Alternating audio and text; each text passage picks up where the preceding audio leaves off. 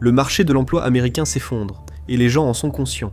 En décembre 2025, la Réserve fédérale de New York a demandé aux consommateurs leur chance de retrouver un emploi sous 3 mois en cas de perte d'emploi. Ils ont répondu seulement 43%. C'est le niveau le plus bas depuis 12 ans, et ce ne sont pas que des paroles. Les offres d'emploi aux États-Unis ont chuté de plus de 380 000, tombant à 6,54 millions, le niveau le plus bas depuis septembre 2020, lorsque la pandémie de Covid a frappé durement. Mais ces chiffres ne révèlent pas le problème. Salut, c'est Josh. Aujourd'hui, dans The Infographics Show, nous expliquons pourquoi il est si difficile de trouver un emploi. Chapitre 1.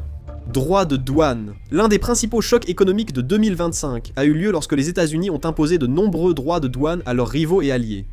L'objectif était de stimuler la production nationale et réduire les déficits commerciaux, mais cela a échoué.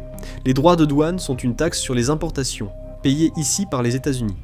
Les petites entreprises ont subi la pression, et le ralentissement des embauches en a été la principale conséquence. Le taux de chômage a augmenté de plus de 0,4 points de pourcentage au cours de l'année 2025 pour atteindre 4,4%. Voici un problème plus profond, qui pourrait frapper bien plus fort que prévu. Les droits de douane ne sont pas si inhabituels. Ce sont l'un des outils économiques les plus courants au monde, utilisés par toutes les grandes puissances. Bien sûr, ils peuvent bouleverser les choses à court terme, mais avec le temps, l'économie finit généralement par retrouver son équilibre et se stabiliser. Le problème avec ces droits de douane américains plus récents, c'est qu'ils sont tout sauf stables. La politique tarifaire a beaucoup changé ces dernières années. Les nouvelles prévisions frappent surtout les 20% d'Américains, aux revenus les plus faibles, augmentant leur taux d'imposition fédérale moyen de 1,9 points plus que pour les ménages aisés. En réponse à l'incertitude, les petites entreprises ont tendance à éviter de prendre des risques, et les experts économiques, tous horizons confondus, pensent que c'est un facteur qui explique pourquoi il est si difficile de trouver un emploi de nos jours. Sean Snate, économiste et directeur de l'Institut de prévision économique de l'Université de Floride centrale, a déclaré: il n'y a aucune raison impérieuse d'embaucher massivement en ce moment. C'est une réaction rationnelle lorsqu'on fait face à ce genre d'incertitude. Dean Baker, économiste principal au Centre de recherche économique et politique, a déclaré que la hausse des prix réduit la rentabilité des entreprises. Ils hésitent, car les tarifs douaniers rendent non rentables de nombreux investissements auparavant rentables. Souvent, les nouvelles recrues, nécessitant des semaines ou mois de formation avant d'être utiles, sont vues comme un investissement risqué. Peu de personnes ressentiront probablement l'impact des tarifs douaniers sur leur perspective d'emploi, autant que la promotion de 2025 soit environ 2 millions d'étudiants.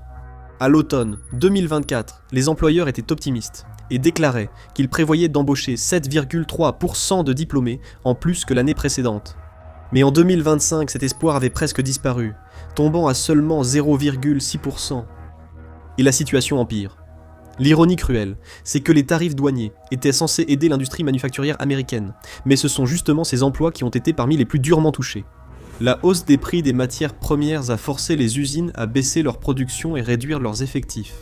Cependant, les tarifs douaniers ne sont pas le seul sujet économique qui se dresse entre vous et un emploi actuellement. Chapitre 2. Inflation. Au cours des 12 derniers mois, l'inflation aux États-Unis a oscillé entre 2,3% et environ 3%. Ces chiffres, en apparence faibles, dissimulent le vrai coût supporté par les foyers américains et contraignent les petites entreprises à revoir leur recrutement. Selon le prestataire de paiement ADP, les entreprises américaines comptant moins de 50 employés ont collectivement supprimé 120 000 postes, rien qu'en novembre 2025. Face à la hausse des coûts, il est souvent plus logique pour les entreprises de confier plusieurs rôles aux employés plutôt que d'embaucher, selon un propriétaire de petite entreprise. Habituellement, nous recrutons 10 à 15 personnes par an, mais cette année seulement 4 ou 5, signe de dépenses plus prudentes.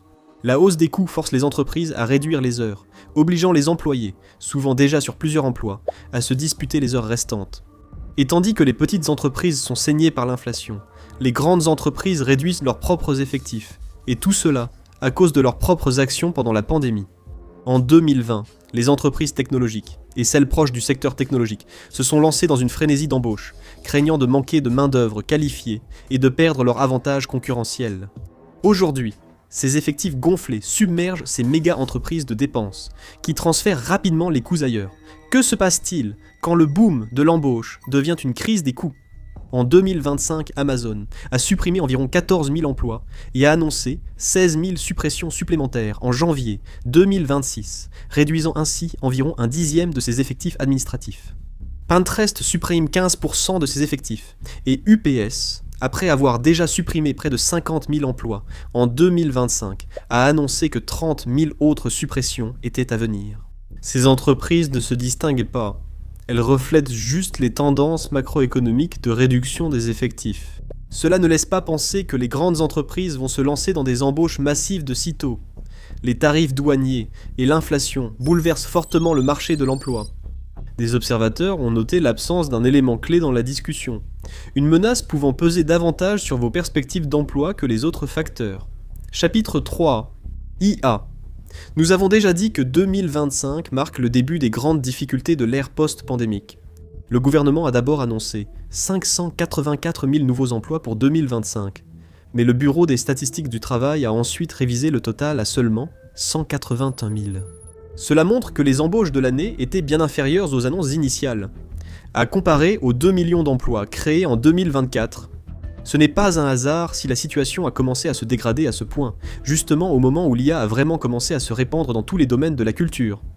Vous vous souvenez de la réduction de 15% des effectifs chez Pinterest ? Nouvelle vague de suppression de postes explicitement liés à l'IA, l'entreprise indiquant dans un document officiel qu'elle privilégie désormais les produits et capacités alimentés par l'IA.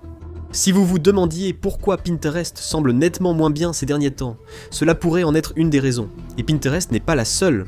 D'autres grands groupes technologiques et de communication, dont Verizon, prennent des mesures similaires, quelques mois après l'annonce par Verizon de la suppression de 13 000 emplois, en novembre 2025. Le PDG Dan Schultman a affirmé « Dire à vos employés qu'il n'y aura aucune perturbation d'emploi vous fait perdre toute crédibilité. Ils le comprennent. Dans un an, la situation sera radicalement différente. Les machines peuvent faire presque tout ce que nous faisons, et mieux que nous. » Quelques mois après que l'entreprise a annoncé 13 000 suppressions de postes, Goldman Sachs a qualifié ce phénomène de croissance sans emploi. Les progrès de l'IA permettent aux entreprises d'accroître la valeur pour les actionnaires tout en réduisant les effectifs, entraînant une croissance économique avec chômage persistant. Sachs a été assez constant dans son pessimisme quant à l'ampleur des perturbations que la vague d'IA pourrait provoquer pour les chercheurs d'emploi. Il prévoit que cela pourrait éliminer entre 5 000 et 10 000 emplois chaque mois, avec un potentiel d'atteindre 20 000 par mois d'ici la fin de 2026. S'ils ont raison, 67% de tous les emplois pourraient finalement disparaître à cause de l'IA, et ils ne sont pas les seuls à tirer la sonnette d'alarme. Le professeur adjoint à l'University College Dublin, Constantine Berkey, a déclaré que l'IA et les emplois perdus à cause d'elle pourraient représenter une restructuration économique fondamentale. Qu'est-ce que cela signifie ? Dans ses propres mots, cela peut prendre quelques mois, mais cela peut aussi prendre quelques années. Si les emplois sont vraiment perdus à cause de la sous-traitance ou de l'IA, alors à moins que nous réalisions que nous avons encore besoin de ces personnes et que leur remplacement n'a pas fonctionné, ces emplois sont perdus. C'est une pensée terrifiante. Si les entreprises pensent gagner plus en payant moins de personnel, l'histoire montre qu'elles continueront. Mais croire que cette tendance durera toujours est discutable. Laura Ulrich, directrice de la recherche économique chez Indeed, a déclaré « Un marché avec peu d'embauches, de licenciements et de démissions durant la croissance économique ne peut durer éternellement. » Mais est-ce vrai ? Ou est-ce plutôt faux ? Espoir.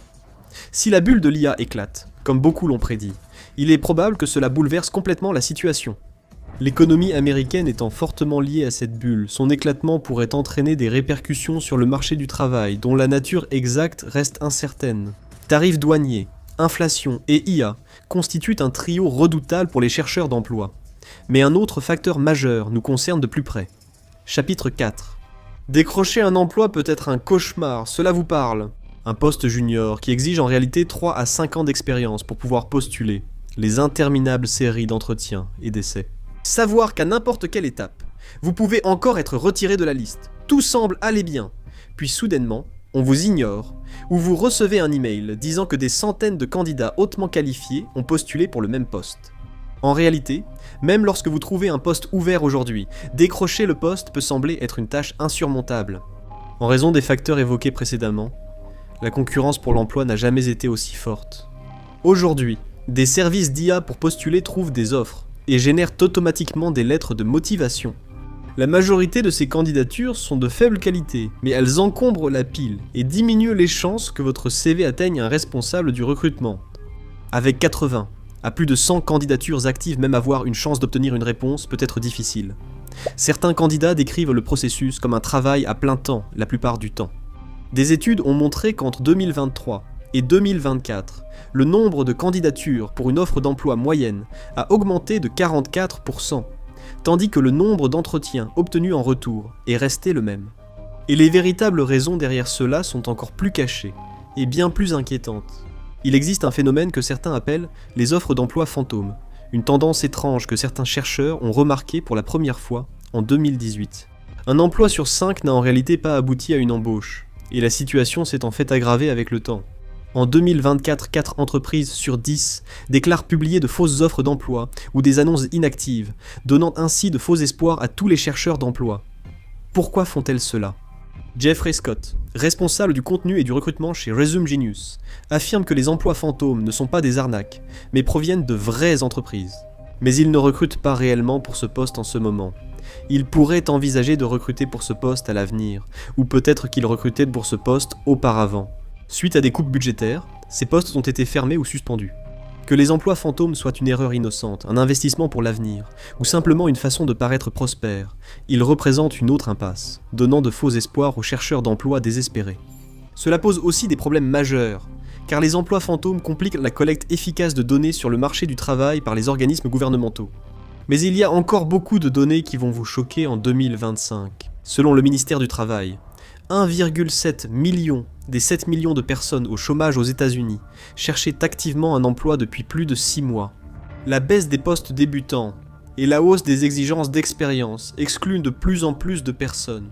Surtout pour ceux qui ne peuvent pas, d'une manière ou d'une autre, se glisser dans une dimension parallèle intemporelle pour accomplir du travail supplémentaire. Dans certains cas, seulement 30% des diplômés parviennent à trouver un emploi dans le secteur pour lequel ils se sont formés. En septembre 2025, le taux de chômage des jeunes diplômés universitaires a atteint un niveau déprimant de 9,7%.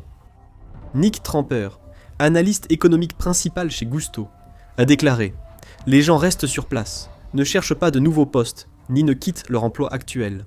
Avec moins de nouveaux emplois, un débutant a du mal à entrer dans le marché du travail. Les créations de postes diminuent. Avec les réductions de coûts et l'IA, le principal espoir d'ouverture de postes repose sur une démission. Mais vu la morosité du marché du travail, ceux qui ont un emploi le conservent souvent. Moins de gens démissionnent que jamais, car ils privilégient la sécurité de l'emploi dans un monde incertain. Sauf suppression de postes, le risque de licenciement diminue aussi. La plupart des petites entreprises évitent d'embaucher des employés moins qualifiés, ou de risquer des coûts accrus lors de la réembauche. Ces 4 catégories englobent la plupart des difficultés du marché du travail américain moderne. La question est donc, la situation va-t-elle s'améliorer ? Un optimiste pourrait espérer que, malgré les frustrations initiales, les tarifs douaniers provoquent un essor de l'emploi manufacturier aux États-Unis et stoppent la délocalisation. Si les entreprises peuvent économiser et accroître les profits pour dirigeants et actionnaires, elles le feront. L'Amérique idéalisée des années 1950 ne reviendra pas. Découvrez les façons les plus épiques dont des gens ont quitté leur travail, avec des histoires drôles et vraies. Ou regardez ceci.